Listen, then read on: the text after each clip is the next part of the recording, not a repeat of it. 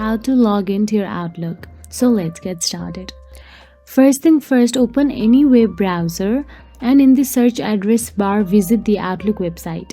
Simply type down the www.outlook.com if you have a Microsoft 365 account.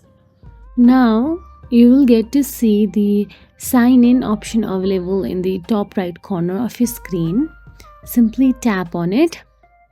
After you tap on the sign in, you will see a prompt asking you to enter your Microsoft email address.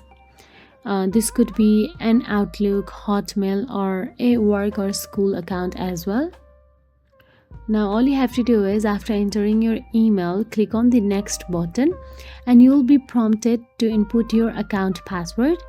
Once you have entered your credentials, simply press on the sign in. You may also be asked to verify your identity through a code sent to your phone or email as well. And after that, you can simply log into your Outlook account. So that is it. If you found this video helpful, please like, share and subscribe, and thank you so much for watching.